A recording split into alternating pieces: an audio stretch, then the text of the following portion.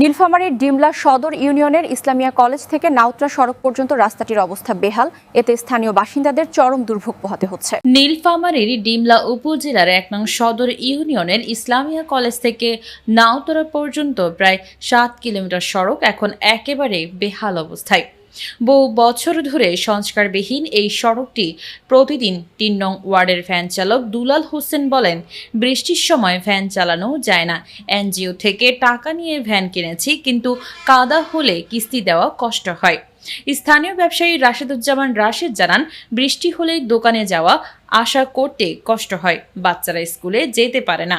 বাসিন্দা বাবলু হোসেনের অভিযোগ, কত নেতা এলো, কত নেতা প্রতিশ্রুতি দিল, কিন্তু আজও রাস্তা কাঁচা রয়ে গেছে। স্থানীয়দের অভিযোগ, প্রায় ১ দশক ধরে সড়কটি সংস্কারবিহীন, মাঝে মধ্যে বরাদ্দের খবর শোনা গেলেও কাজ হয়নি। সম্প্রতি এলাকায় গুঞ্জন উঠেছে, সড়কের ২ কিলোমিটার অংশের জন্য নতুন করে বরাদ্দ এসেছে। তবে স্থানীয়দের দাবি, গুঞ্জন যেন সত্যি হয়, তাতে একটু হলেও আমাদের কষ্ট কমবে।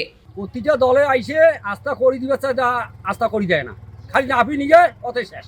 প্রতি বর্ষায় দেখা যাচ্ছে যে আমাদের বাচ্চারা নিয়মিত স্কুল করতে পারে না।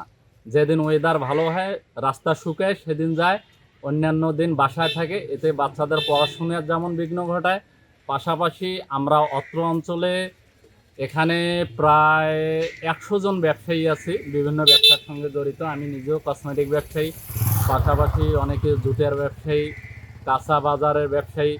আবার আমাদের এই অত্র অঞ্চল থেকে যারা কৃষকরা ধান নিয়ে যায়, কিন্তু আমাদের ব্যবসায়ীদেরও এত দুরবস্থা যে আমাদের মাঝে মাঝে দোকান খোলাও দুরবস্থা হয়ে যায়।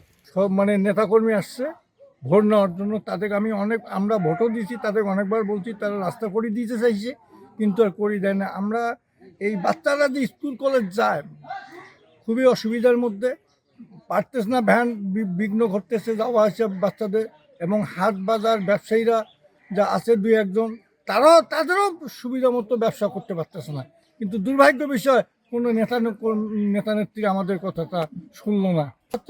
১ নম্বর সদর ইউনিয়ন, ডিমলা সদর ইউনিয়নের রোড, যে রোডটা একদম ডিমলা সদর ইউনিয়নে যা সংযুক্ত হয়েছেন, এটাকে আমরা এমন এক অবহেলিত জায়গায় পড়ে গেছি, আর বলার কোনো ভাষা নেই।